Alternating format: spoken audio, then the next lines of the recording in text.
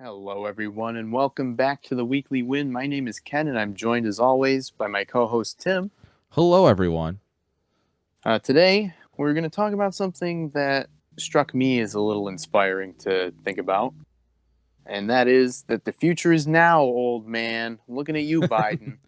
For legal reasons, we can't use that in our title for copyright, but Yeah, but we can make fun of him. yes, we can. We're using it for parody. That's fair use. Bring it on. I'm so rude. All uh, right, so today, I wanted to talk specifically about the need to open a sixth branch of arms, the cyber force. Trump was right. We needed a space force, but we need a cyber force. Lots and lots of reasons why. Let me get started. Joe Biden and all of his rich cronies are incredibly, horribly out of touch with not only technology, but the times. I yeah. have a article here, New York Post. Their administration had unveiled a national cryptocurrency enforcement team. And unlike, let me paint this picture for you here. These guys, these old, rich, 70, 80-year-old men and women, think that cryptocurrency, something they probably have a tenuous grasp of at best, is used in like drug deals and assassinations and things like that. The real truth of the matter is that when you place crypto inside of your specific cryptocurrency wallet, literally anybody can just search up your transactions. Don't you think that'd make it a little bit hard to pay for an assassination? Yes and no. Uh, It's possible, but like crypto, it's technically untrackable, but there's it's not there's nearly as ways common. around it. Yeah, it's not nearly as common as What I Biden would would want you like to to, think. what I'd like to counter with that anyway, is that your hard currencies, U.S. dollar, the Chinese yuan, the Russian ruble, so on and so forth, these are used for the illegal deals, the drug deals, the assassination plots, bribing senators, bribing presidents. That's where you use your hard currency because that's more, it's not more undetectable or untraceable, but it sort of is because you rarely hear about all these big different scandals and stuff, but it's going on. You just don't ever see any evidence of it. That's partially because people aren't looking, but I digress. True. uh, Another thing is Biden signed with his $1.2 trillion spending infrastructure bill.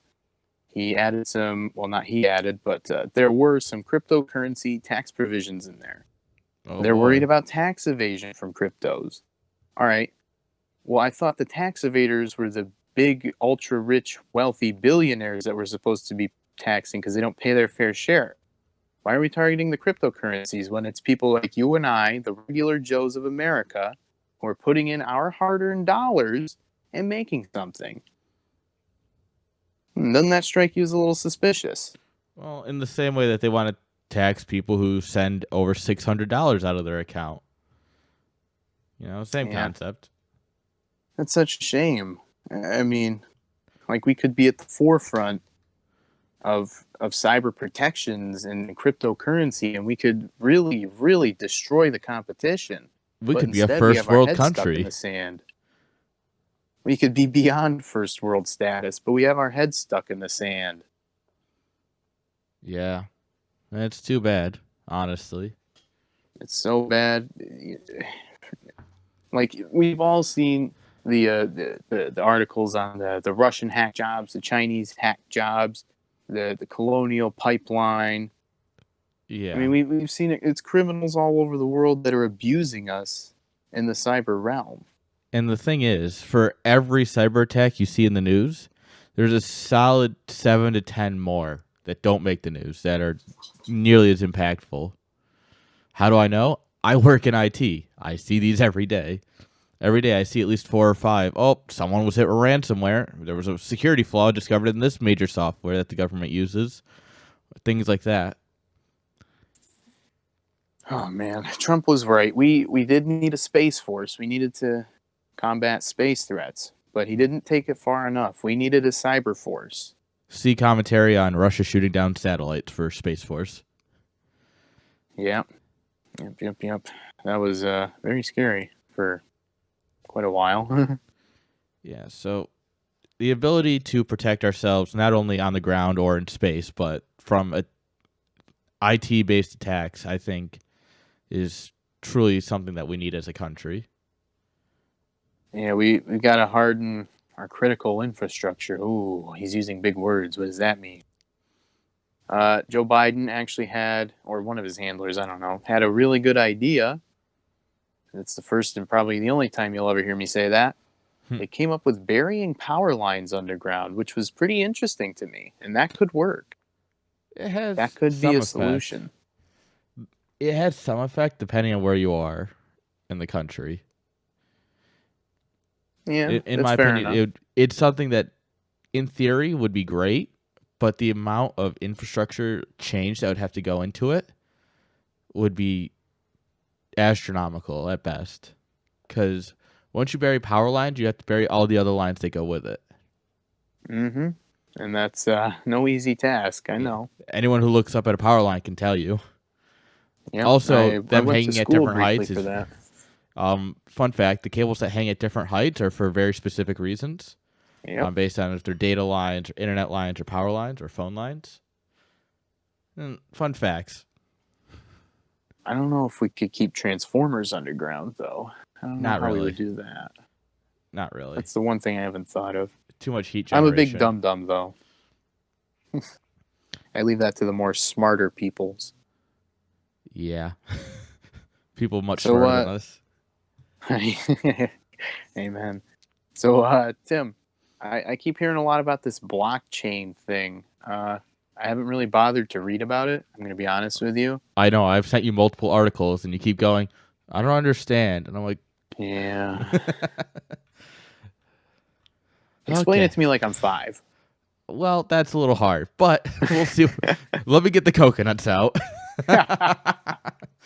Okay, so I thought we were off that island.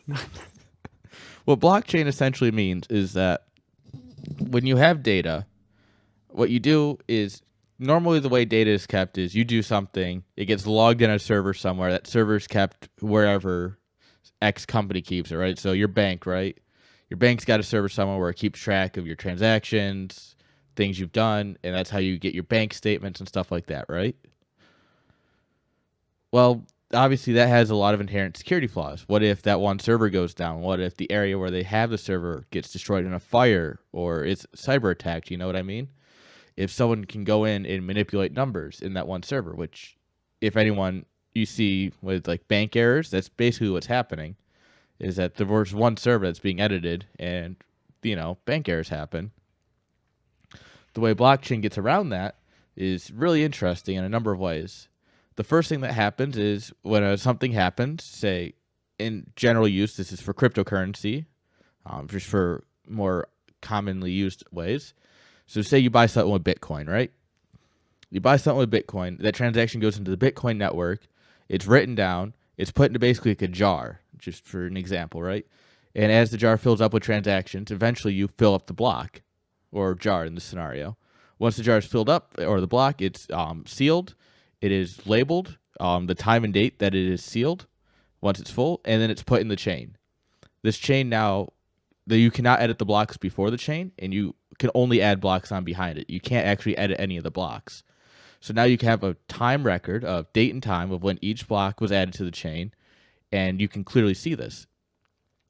Now you think, okay, well, you can still edit it theoretically. Yeah, sure. But the way you do this is you decentralize it.